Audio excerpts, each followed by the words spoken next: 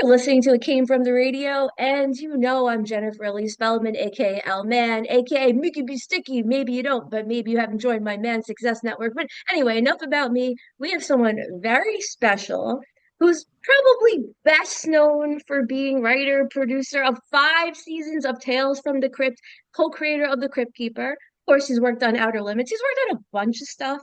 But Crypt Keeper, I was born in 1984, so to me, that was one of the coolest things I've ever seen. And we got the creator right here, Alan Katz. Welcome to the show. Thank you for having me, really and truly. Well, we're gonna go right into it. I guess a little controversy. Controversy breeds cash, so I've heard. So now, Bordello of Blood, I don't know what year it came out, but I was pretty young. Ouch. Ouch. Yeah, Ouch. Ouch. and You went right for the jugular. How crypt keeper of you. Yeah, Mark knows, but the other questions are going to be a lot tamer. But I just had to know because I was listening to some of your other interviews. And again, I remember seeing this Bordello of Blood, the commercials when I was younger. I remember thinking it was so cool. And it was my first time hearing the word Bordello. And I was like, Bordello, that looks so freaking cool. And on an interview, you said that you didn't really want to do it. And you said that producing Bordello of Blood, quote, derailed your career for what, 2 decades? How did this seemingly cool thing to me derail your life for 2 decades? How did this innocuous, dumb little horror movie do so much damage? Well, we weren't supposed to make Bordello of Blood as the second Tales from the Crypt feature film. The mandate, when Gil and I went aboard Tales from the Crypt at the beginning of the third season, we were hired to put the show to bed. That was supposed to be the end of Tales from the Crypt. The feeling was it had run its course. But when Gil and I were hired to take over the show, we had other plans. We did two things. We went back and we reinvested in the lovely irony, the delicious irony of the original EC comics. And we really went back to the Bill Gaines, just as Bill Gaines as we could possibly make it. But the other thing, and at the end of the day, the much more consequential thing that I did, Tales from the Crypt, excuse me, Tales from the Crypt was not developed like a regular TV show.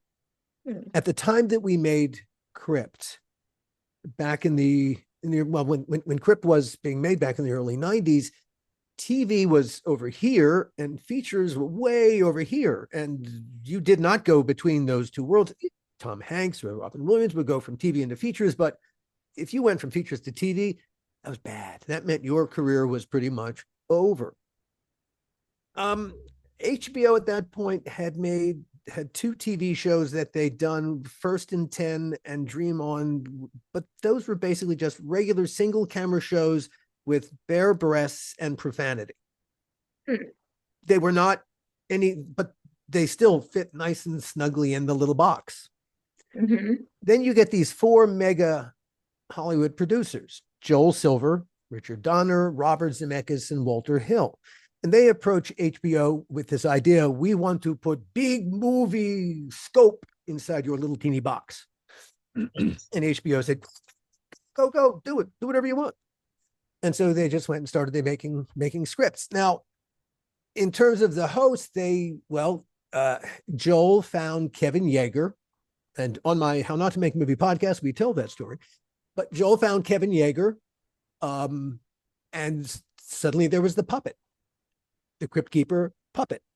Then Kevin found John Kassir to be the voice. John was the perfect voice in Kevin's mind, so boom.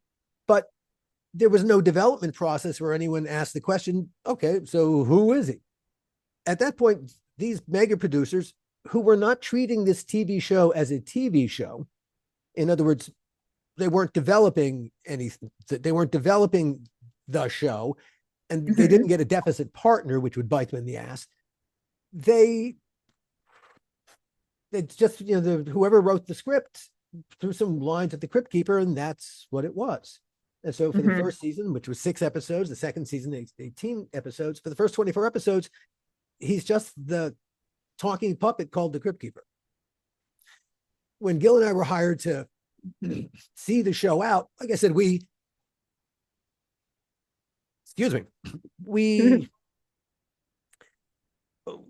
changed. We went back to the core of where the comics lived.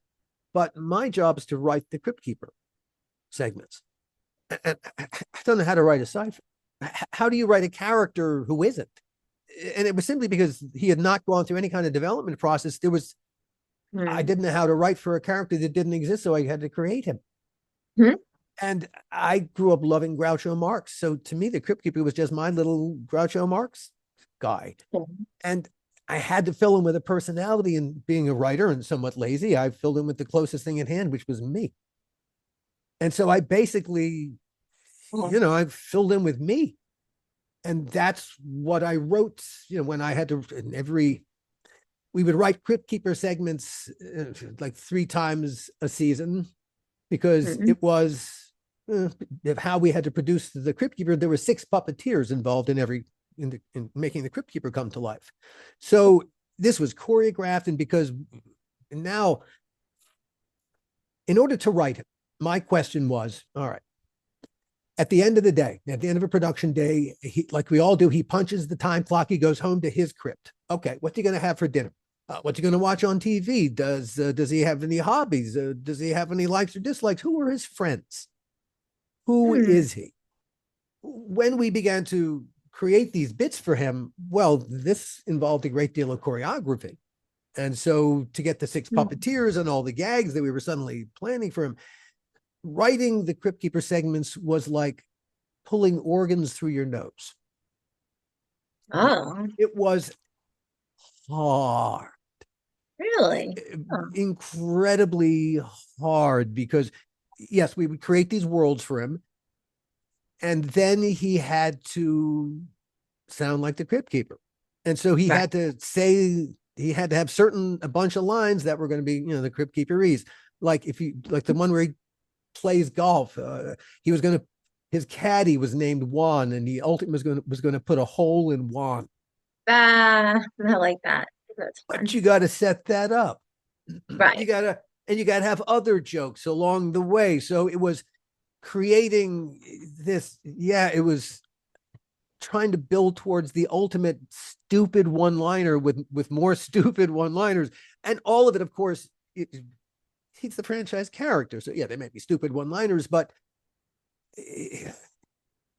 the thing about the Crypt Keeper was he is creating all this mayhem with such a delicious joie de vivre. Really, it is it's delightful mayhem. I don't know what else to call it. And that's kind of this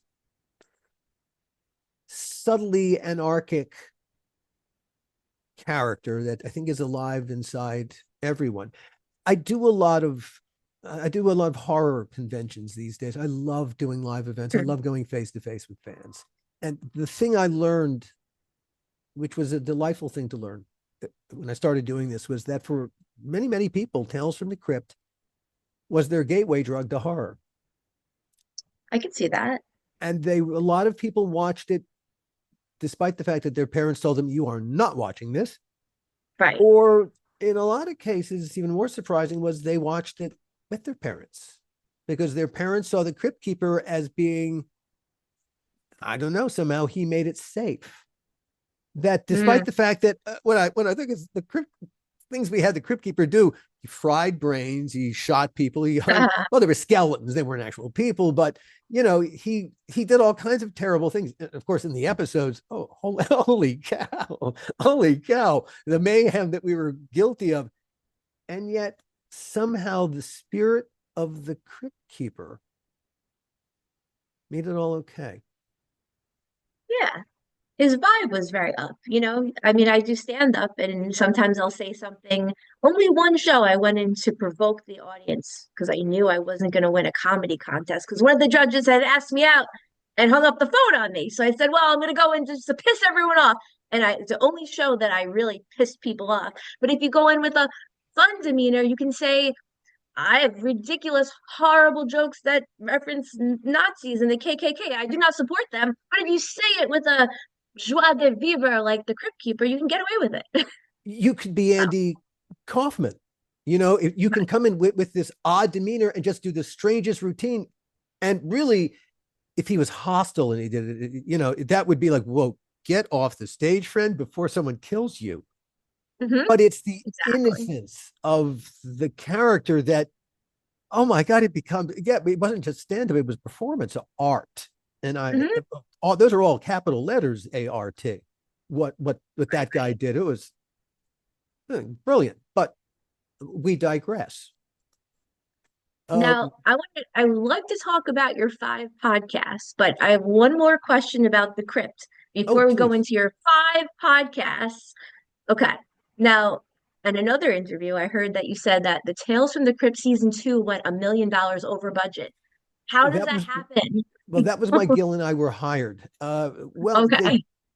as I said, the executive producers did not treat it like a normal TV show where you go and you find a deficit partner to handle really what it's going to cost to actually produce the show.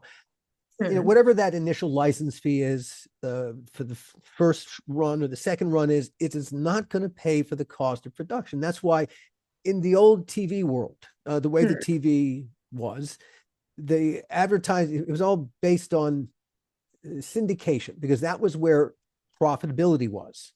Hmm. So in order to get the profitability, you had to get to 65 episodes because that was an advertising cycle was 13 weeks, 5 times Hmm. a day when you strip the show Monday to Friday. So 5 times 13 is 65. And so back in thank God for all the years that I was working in TV, because that was where the profitability was. When you went in to pitch a television show, you had to pitch something where you knew there was going to be at least 65 variations on that theme, which is why all the shows that are in syndication, they don't have a continuous story, because in syndication, people aren't going to necessarily watch it in sequence. So no. And so that's why everything was kind of mostly was closed ended. It was simply because everything was being driven by how do you get to profitability? 65 episodes. Right. And HBO changed that because, well, their model was the Beeb in a way. You know, the Beeb, uh, how many episodes of Faulty Towers did they do? 10, 12 in all? Because the BBC basically was a subscription model. Everyone there had to pay a license fee.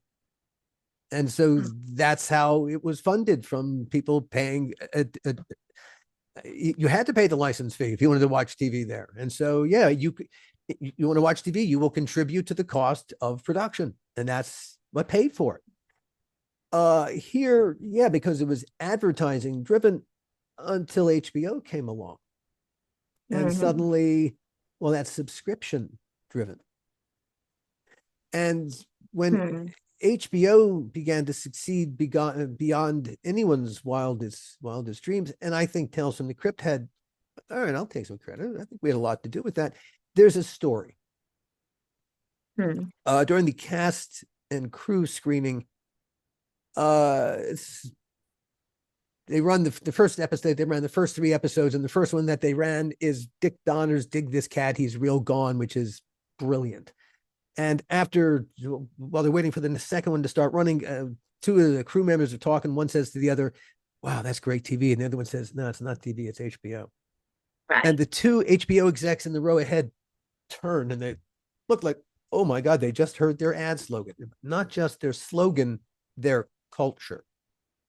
And they stopped thinking of themselves as these little TV shows.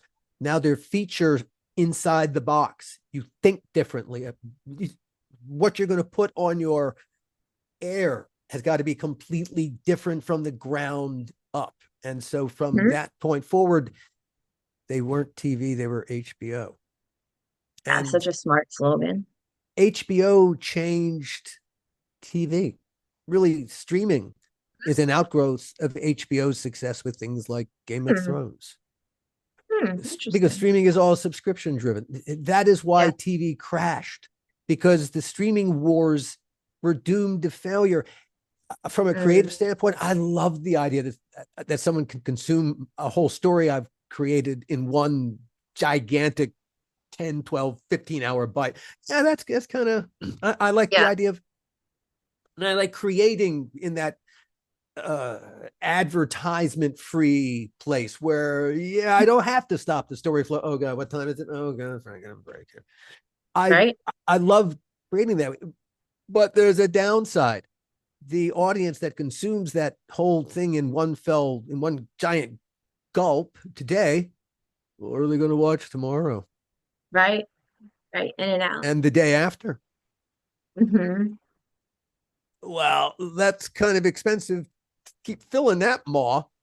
And that's what happened. Everything crashed and burned, and Netflix walked away the winner, and Disney Plus, yeah, walked away the winner, and everyone else, man, it was devastating. And the TV business still has not recovered. And Right. as hard as it always was to get a TV show from one's head out into the world, it is 1,000 times harder now. My old Mm, producing partner, Gil, and I, when I'm going to blend some history here, a fan group approached me. I had been telling stories about the making of Bordello of Blood, which we were not supposed to make. right. We were supposed to make a whole other movie called Dead Easy. Okay. Uh, Dead Easy was the mandate from Universal when we got to do 3 feature films was each one should be different. Great. So Demon Knight, the first one, is a really good movie. It's a monster movie. And so for the second one, what Gil and I really wanted to do was this psychological thriller. We evolved this script first called Fat Tuesday into a thing called Dead Easy, a psychological thriller that took place in the swamps outside of New Orleans. A great villain, this Harlequin character. And God, man, we spent 1.5 years working on the script. Universal must have liked it because they sent us to New Orleans for months to prep it. We had cast a young unknown actress named Selma Hayek to be the female lead.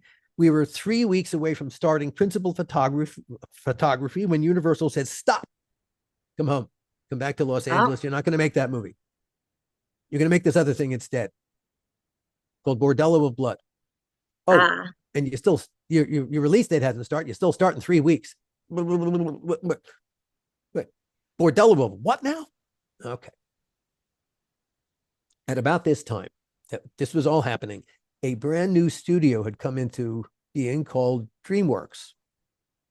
With Steven Spielberg leaving Universal, in essence, he didn't leave the lot. He just left, and forming this new studio. And he began to make talent deals. And Universal was desperately afraid that among the talent deals he might make was one of my executive producers, Robert Zemeckis, because Steven Spielberg was his mentor. And so hmm. Universal approached Bob, and they said, "Bob, we love you here at Universal. What can we do to make you stay?" I don't know anything else. Then that deal must have been great because Bob stayed. I know one deal point. Uh, Universal agreed to pay Bob Zemeckis and Bob Gale, the future Back to the Future guys, $500,000 for the first student script they ever wrote when they were at USC, a thing called Bordello of Blood. End of story. It was just to put $500,000 in Bob Zemeckis' pocket as a deal to make him happy. No one had any thoughts of making a movie, but Universal, after they made the deal, started thinking, "Hey, are we going to eat $500,000? That's ouch. Hey, wait a minute. Bob's about to executive produce this other horror movie. They spent the thing that Dead Easy thing. They spent $50,000. That take it out of their budget. This has Bob Zemeckis and Bob Gale's name on it. The Back to the Future guys. It's better than Alan Katz's name on a script. Yeah, Uh-huh. okay, can't argue that. And so that's why we made Bordello of Blood. And like I said, we had 3 weeks to rewrite a student movie. There were massive problems. First of all, we were going from this was a passion project. Dead Easy was a project that all the creative team we were devoted to that project. That was a movie we really wanted to make. And suddenly we're told, no, you're not going to make the movie you want to make. You're going to make this student movie. The lead character is a small town detective. Now, ask yourself, how much business can a detective do in a small town? Not much. In other words, he doesn't exist. He's a non-character. How are you going to write a character when you go to explore who they are so you can write for them, write funny lines for them? You understand where they came from. This character didn't come from anywhere because students wrote him with no concept of how real people are in the real world. Hey, these guys eventually became Bob Zemeckis and Bob Gale, but they weren't when they wrote this script. And we had 3 weeks to rewrite my boss's script. I love working with Bob Zemeckis, the most wonderful collaborator I've ever had the pleasure of working with. Everything I know about collaboration I learned from working with Bob Zemeckis. And so he said, hey, this guy, do whatever you want. But it was an impossible assignment because there was no way to make, from a writer's standpoint, there was no way to make any of the characters make sense. All right. Then our executive producer, Joel Silver, took over casting. And we wanted 3 different people for the leads. And he had us cast, we wanted Danny Baldwin. Okay. And for some reason, I cannot tell you to this day why Dennis Miller. Our audience wanted to see special effects makeup. A political comedian from HBO. We didn't get it. But it wasn't up to us. Dennis did not want to do the movie. In fact, he said, all right, I'll do it for $1 million, figuring we'd never pay him $1 million because no one had ever paid Dennis Miller $1 million to be in a movie before. And for some reason, Joel said yes. Well, we didn't have $1 million in our budget. We had $500,000. So we went to Universal. We said, can we get some breakage, please, to help us? They said, I don't care about Dennis Miller. And so we took it out of our budget. We took it out of the place where all the money was, special effects makeup, to give it to an actor we didn't want in the first place. But once you begin making a movie for all the wrong reasons, don't be surprised when every decision you make is stupid. Erica, we didn't want Erica. Joel wanted Erica. And just as soon as we hired Erica, she decided she didn't want to be that kind of actress anymore. You know, who did nudity or appeared in movies like Bordello of Blood. But she insisted, we started shooting on a Thursday in Vancouver. And on Saturday, she's supposed to be on an airplane. I'm talking to her manager. She wants a major rewrite to the script because she doesn't want to play that character anymore. To be continued. Sir Alan, we are 3 minutes over time. This was supposed to be a 20-minute interview. I didn't get to any of my questions on the podcast. No, don't be sorry. I love listening to everything you have to say, but I have another interview in 30 seconds. So to close out, we didn't get to talk about your podcast at all. He has a podcast, How Not to Make a Movie. The How Not to Make a Movie podcast. Closet.com. Alan Katz. So many interesting stories about the Crypt, but these 20-minute interviews fly by. And I'm definitely going to get a slap on the wrist for these 3 minutes. It's all my fault. They should come and hit me. So, final quick thought. Tell us where to find you, listeners. Watchers. The How Not to Make a Movie podcast is where that's my weekly podcast. But there's also I have a taste for strange stories, as I think you've heard. The Donor podcast is the Donor, a DNA horror story. You've never heard a story like this before. It's absolutely true. And I just started dropping a true crime series called The Hall Closet. Donna Hall is a rock star as a storyteller. True crime like you've never heard it before, from the inside. Okay. And that's at thehallclosetpodcast.com. Well, I'd love to hear more, but unfortunately, I gotta run, and I got someone waiting already. I apologize. God. I apologize. Mea culpa. No, this is awesome. Love to have you back. Have a great night, and gotta go. Back to more Came from the Radio and back to the studio. Mark Torres.